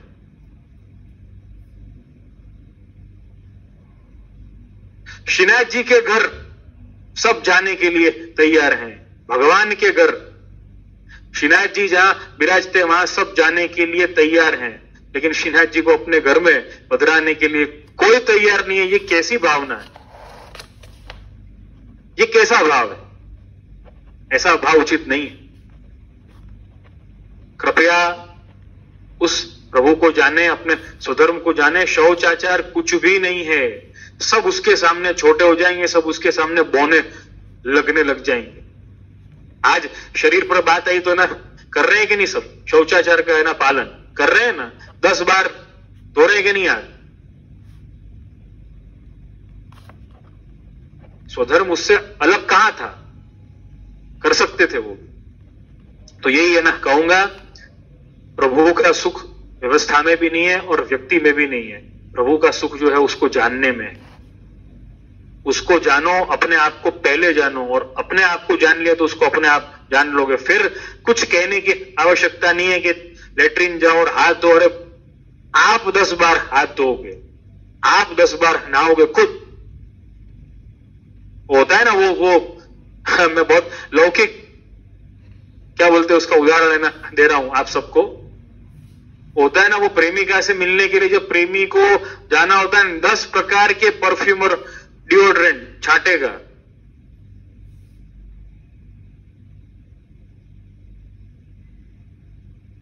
हेयर स्टाइल का जेल लेकर के आएगा, कपड़े अच्छे लेकर के आएगा, जितना भी हो सके उससे वो सब है ना करेगा वो। तो यहां पर प्रेम क्यों नहीं है? प्रभु से मिलने जाना है, प्रभु का बन के रहना है। प्रभु का बन के जब है ना रहना है तो कितना अपन को जागरूक होना पड़ेगा। त्रिलोकी का नाथ है, आप उसको भगवान एक छोटा सा अंश उसका मत मानो। भगवान स्वयं है, कृष्णस्तु भगवान स्वयं आपके घर में त्रिलोकी का नाथ है। अगर ये भावना अपने में नहीं है तो फिर भक्ति ही नहीं है। तो फिर श्रीजी द्वार क्या जाना या फिर ब्रज में क्या जाना? उसको अपने घर में नहीं संभाल सकते हो तो अपन उसके घर पे जा करके संभल जाएंगे, ऐसा मानने का तो कोई औचित्य ही नहीं बनता है। कृपया ध्यान देना दें और अपने आप को पहले समझें। मुझे तो बहुत दुख होता है जब मैं ऐसी बात सुनता हूं। ये इसी बात का संकेत है कि उनको अपने प्रभु से प्रेम नहीं है, उनको अपने स्वधर्म से प्रेम नहीं। जब प्रेम ही नहीं हो तो फिर सेवा वो करेंगे कैसे? वो कृपया आप इस बात पर ध्यान दें। और मुझे दूसरा जो सदाचार के प्रति, निर्गुणता के प्रति बहुत अच्छा प्रश्न है अपने जयंत भाई का। यद्यपि समय हो गया है लेकिन बहुत ही सचोट उत्तर इसका है। तो मुझे ऐसी इच्छा है कि इस बात को तो सब जाने, सब समझें। थोड़ा आपका समय लूंगा लेकिन सबको समझना चाहिए। जयंत भाई का प्रश्न है, जयंत भाई कारिया कांदीवली में रहते हैं और नंबर 35 प्रश्न में है। रामायण सीरियल काफी देख रहे हैं, बहुत अच्छी बात है। तो उन्होंने उससे संबंधित एक प्रश्न किया है। विभीषण जी पहले से ही प्रभु श्री राम के सेवक थे और जब रावण ने धिक्कार दिया तो वो श्री राम के शरण में गए और तब धर्म समझाया कि अधर्म को छोड़ के धर्म का साथ देना। जब ये बात कुंभकर्ण को पता चली और श्री राम का स्वरूप ज्ञान हुआ तो रावण को शरणागति स्वीकारने को कहा, लेकिन रावण नहीं माना। कुंभकर्ण ये बात जानते हुए और विभीषण द्वारा समझाने पर भी अधर्म को नहीं छोड़ा और धर्म का साथ नहीं दिया। यहां बताया कि भाई का धर्म है कि भाई का साथ दे। और जब युद्ध करते करते रावण के बेटे मेघनाद को श्री राम के स्वरूप का ज्ञान हुआ तो उसने भी पिता रावण को शरणागति स्वीकारने को कहा, लेकिन रावण नहीं माना। तब भी सब जानते हुए मेघनाद ने अधर्म का साथ नहीं छोड़ा और धर्म को साथ नहीं दिया और बताया कि पुत्र का धर्म है कि पिता का साथ दे। वहां पर कुंभकर्ण का धर्म ये था कि भाई का साथ दे, यहां पर मेघनाद का धर्म ये है कि पिता का साथ दे। समझ में आ रहा है उनको कि भाई प्रभु श्री राम ही सत्य है और वहीं पर अपन को साथ देना चाहिए। धर्म वही है, यहाँ पर अधर्म है, लेकिन तो वो भी साथ दिया अपने पिता का मेघनाद ने और कुंभकर्ण ने अपने भाई का। जब माता मंदोदरी ने पुत्र मेघनाद को समझाया कि मुक्ति के मार्ग पर अकेले ही चलना होता है तो तू अकेले श्री राम की शरणागति स्वीकार ले, लेकिन वो नहीं माना। दूसरी ओर जब श्री लक्ष्मण जी मूर्छित हो जाते हैं तब श्री राम ने कहा कि अगर मेरा अनुज जीवित नहीं रहेगा तो मैं भी जीवित नहीं रहूंगा। यहां भाई का धर्म बताया। हाँ, यहां कोई अधर्म का साथ देने की बात नहीं थी। जैसे सवाल यह है कि कौन सा धर्म और कब वह धर्म निभाना है, क्योंकि अधर्म में भी धर्म तो छुपा है। थोड़ा कंफ्यूजन है, कृपया करके मार्गदर्शन करिए। मैंने थोड़ा इसका संकेत पहले दिया है। अब ये जो भाई के धर्म, कुंभकर्ण का एग्जाम्पल, मेघनाद का एग्जाम्पल और पिता का धर्म, ये सारी बातें जो और प्रभु श्री राम ने कहा लक्ष्मण जी के मूर्छित होने पर, उसके संदर्भ में तो मुझे बात कहनी है वो ये है, मैंने पहले भी कहा था कि धर्म धर्मी के लिए होता है, भगवान के लिए है। जैसा कि मैंने कहा ना कि गूंगे के लिए गुड़, सत्य जो है प्रभु हैं, प्रभु के लिए सब कुछ है। देखो एक बात हमेशा ध्यान में रखना, कर्ण जो है महाभारत में वो धर्म का साथ दे रहा था। खैर यहां पे रामायण में भी वो परिस्थिति, लेकिन सामने कौन है? प्रभु है। इसी के संदर्भ में मैं एक कथा सुनाना है ना चाहूंगा, बहुत ही रोचक है, मुझे बहुत प्रिय है वो कथा।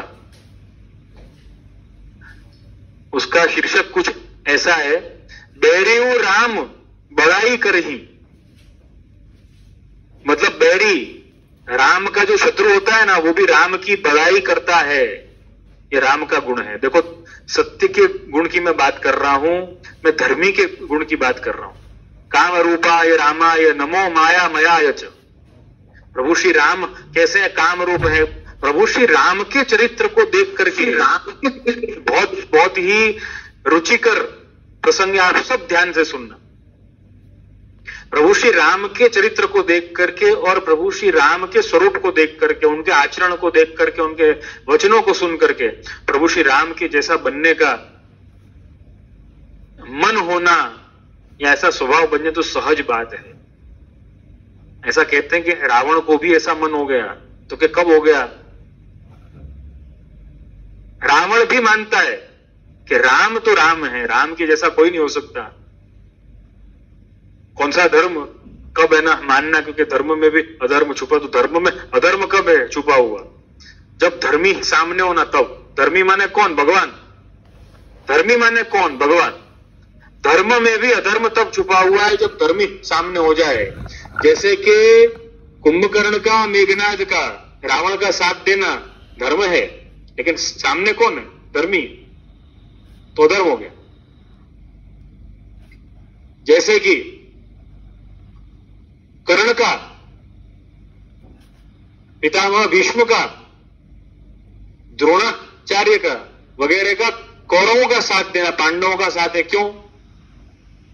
धर्मी सामने भाई। धर्मी के लिए धर्म है, धर्म के लिए धर्मी नहीं है। भगवान तो धर्म की स्थापना के लिए आते हैं। धर्म संस्थापनार्थाय संभवामि युगे युगे कहा है ना, तो धर्म की स्थापना के लिए आते हैं। धर्म की स्थापना के लिए कौन आता है? धर्मी आता है। तो धर्मी के लिए सारे धर्म हैं। धर्मी माने कौन? भगवान। जिससे धर्म आता है, जहां से धर्म आता है उसके लिए है। धर्मी अगर सामने, तो सारे धर्म उसके अभिमुख, उसको सुख देने वाले हो, वो धर्म बन जाते हैं। फिर सारे धर्म जो गौण हो जाते हैं, चाहे वो पिता का हो, चाहे वो भाई का हो, चाहे वो मतलब कोई मित्र का हो, जो भी हो, वहां पे गौण हो जाए, वहां पे जीरो हो जाएंगे। ये बहुत अच्छी और रोचक कथा है। बैरियू राम बड़ाई करही। कैसे? बैरियों ने भी राम की बड़ाई करी है, सदाचार की बड़ाई करी है, निर्गुणता की बड़ाई करी। वापस वो वही बात आ रही है, इसलिए समझा रहा हूं आपको। जयंत भाई का ये प्रश्न सदाचार से बहुत, वैसे तो ज्यादातर सभी प्रश्न सदाचार से संबंधित हैं।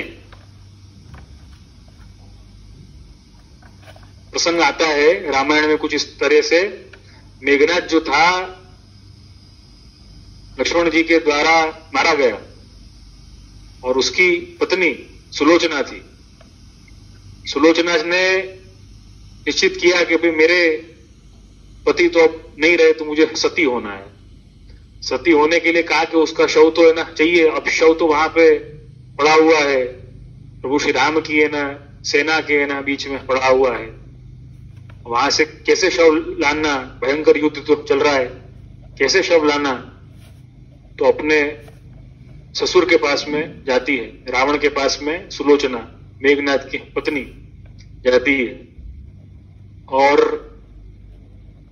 रावण से ये कहती है कि अब मेरे पति तो नहीं रहे, पतिव्रता का धर्म है, मुझे पतिव्रता का धर्म निभाना है, सती होना है, आप एक काम करो, मेरे पति का शव ला करके दो। रावण ने कहा कि बेटा मैं तो ला नहीं सकता, तू एक काम कर, तू ही ले आ। सुलोचना को बड़ा आश्चर्य हुआ कि मुझे ना भेज रहे हो शत्रु दल में, शत्रुओं के सामने, शत्रु सेना के ना सामने, आप क्यों नहीं है ना मंगवा लेते हो, या आप क्यों कुछ अरेंज नहीं कर लेते हो। ये मैं बहुत लौकिक भाषा में बोल रहा हूं आप सबके लिए, बहुत सरल भाषा में। रावण ने कहा कि नहीं, तू जा, तुझे शव मिल जाएगा। साक्षात उधर चिरंजीवी हनुमान है, लक्ष्मण है, और साक्षात मर्यादा पुरुषोत्तम राम तो है ही। बेटा तू जा, तुझे मना नहीं करेंगे, दे देंगे शव तुझे। तो वहां पर कुछ मंत्री, महाराज रावण के मंत्री कुछ वहां पर बैठे हुए, तो उन्होंने ये ना सुना कि आप सुलोचना को कैसे भेज सकते हो वहां पर।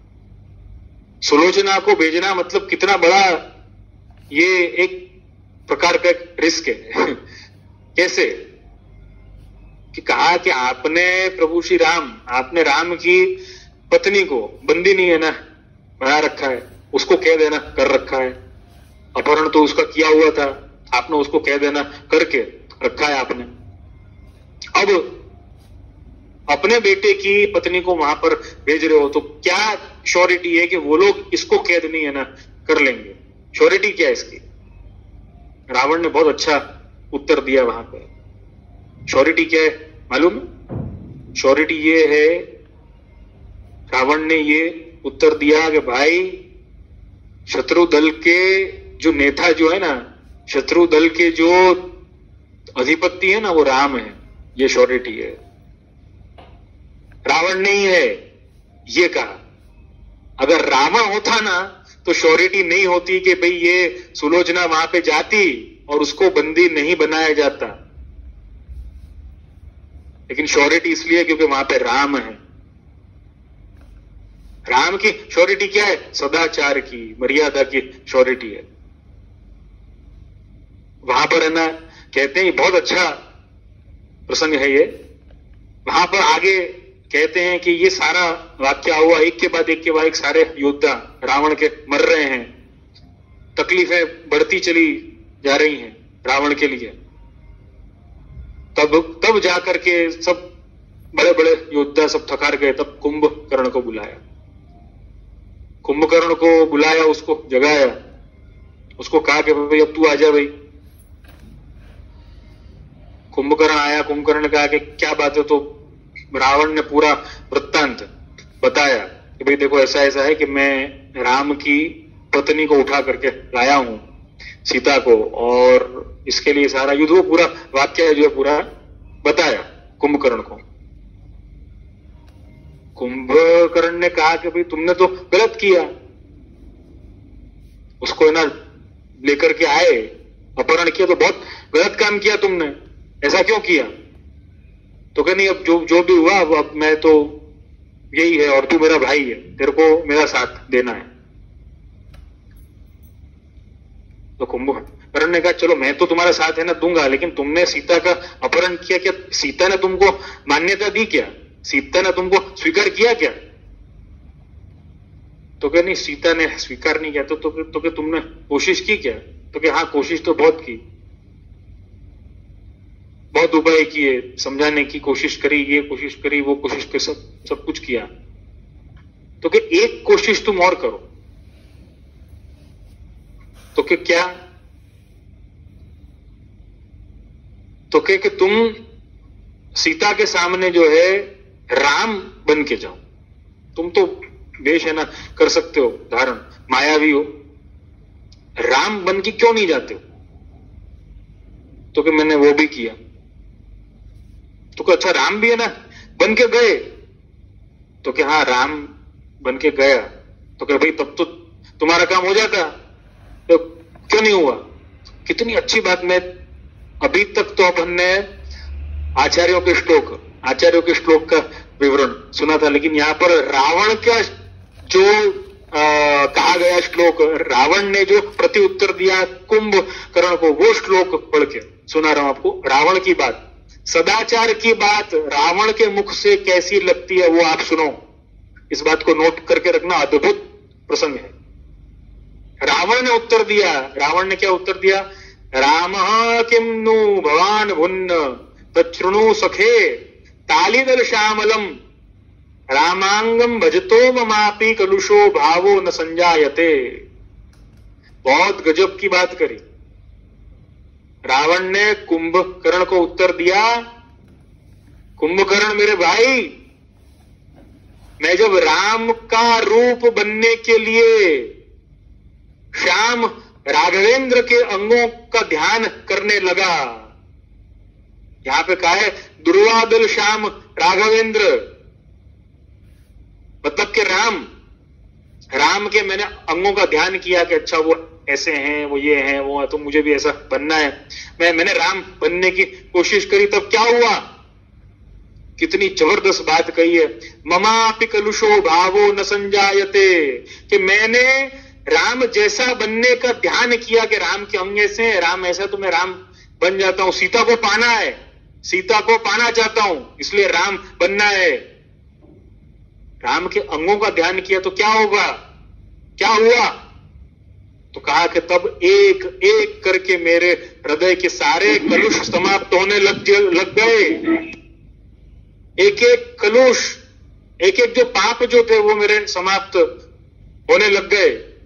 तो कि फिर तो सीता को वश में करने का प्रश्न ही समाप्त हो गया। कितनी अच्छी व्याख्या लिखी है कि भाई जब रावण जो है वो राम बन जाएगा तो उसके तो मन के सारे पाप समाप्त हो गए, तो अब सीता को वश करके करेगा क्या? फिर तो राम ही है ना। उसको सीता को वश करना है तो उसको भी रावण बन के रहना पड़ेगा। तो कहने का तात्पर्य यह है कि यहां तो राम का जो राम जैसा बनना चाहता जो हो, राम के अंग का ध्यान करे और राम जैसा बनना चाहता हो, उसके भी हृदय के सारे कलुष समाप्त हो जाते हैं। तो दूसरे की तो क्या बात रही? क्या बात रही? खाली राम का ध्यान है ना, कर लो बस। उनके अंगों का ध्यान किया रावण ने। रावण कह रहा है, मैंने रावण के शब्द आपको कहे हैं, प्रभु श्री राम के नहीं है, किसी और के नहीं है, रावण के शब्द बता रहा हूं आपको। अभी तक तो आपने आचार्यों की है ना वाणी सुनी, अब असुर की है ना वाणी सुनो कि राम जैसा बनने के लिए भी मेरे मन में तो ऐसा हो गया कि सारे कलुष, सारे पाप समाप्त हो गए, और की क्या बात करूं? फिर सीता को वश में क्या करता? तो ये धर्मी है, ये राम है। काम रूपाय रामाय नमो माया मयाय च, हमारे मदन गोपाल है राम। अपने आप पे तो कीर्तनों में आता है।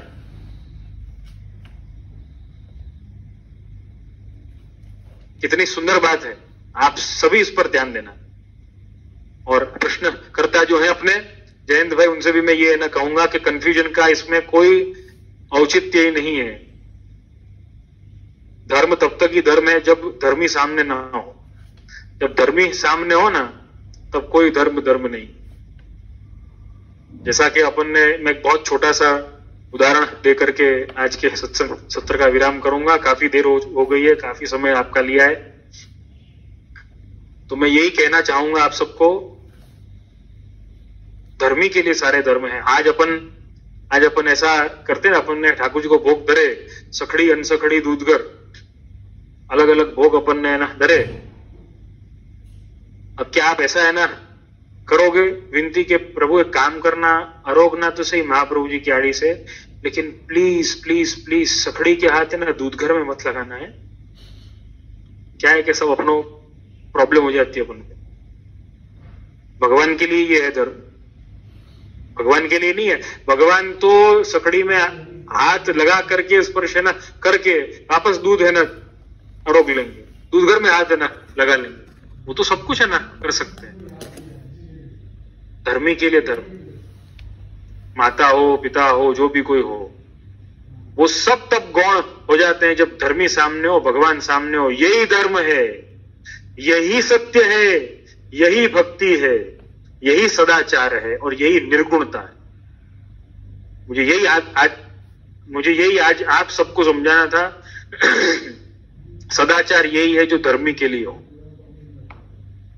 धर्म के लिए धर्मी नहीं है, धर्मी के लिए धर्म है, भगवान के लिए सारे धर्म है। भगवान को मानने के लिए कुछ भी किया जाए वो सब स्वीकार्य है, भगवान की प्रसन्नता के लिए सब कुछ किया जाए सब स्वीकार्य है। अपवित्र पवित्रो वा सर्वावस्थाम गतोपि वा यस्मरेत पुंडरीकाक्ष बाह्याभ्यंतर शुचि, ऐसा शास्त्र अपन को बताते हैं। ये आपकी कई पूजन में भी ये वाला श्लोक आता है। अपवित्र से या पवित्रता से किसी से भी पूजा करो। सर्वावस्थाम गतोपि वा यस्मरेत पुंडरीकाक्ष बाह्याभ्यंतर शुचि। पुंडरीकाक्ष भगवान जो है, कृष्ण जो है, उनका स्मरण कर लिया, उनको याद कर लिया तो बाह्य और आभ्यंतर शुचि ही, शुद्धता अपने आप हो जाती है। ये हमारे भगवान हैं, ये हमारे कृष्ण हैं।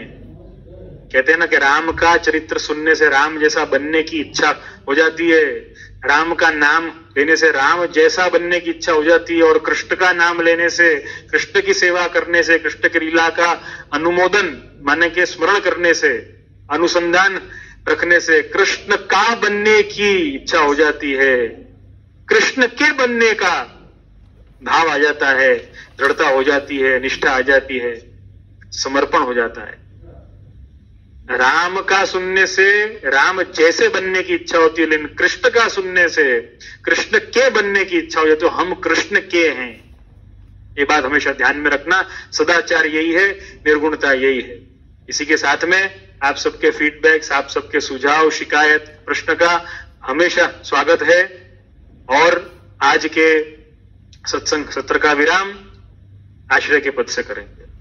दृढ़ न चरणन केरो भरोसो, दृढ़ न चरणन केरो, श्री वल्लभ नख चंद्र छटा बिन, सब जग माझ अंधेरो भरोसो, दृढ़ न चरणन केरो, साधन और नहीं आकली में, जासु होय निवेरो, सूर कहाँ कहे द्विविध आंधरो, बिना मोल को चेरो भरोसो, दृढ़ न चरणन केरो, दृढ़ न चरणन केरो भरोसो, दृढ़ न चरणन केरो। बोल श्री मदन मोहन लाल प्यारे की जय, श्याम सुंदर श्री यमुने महारानी की जय, श्री गिरिराज धरण की जय, शिवल्लभाधीश की जय, गोसाई जी परम दयाल की जय, घनश्याम जी परम दयाल की जय, अपने अपने गुरुदेव की जय। सभी वैष्णवों को सर्वे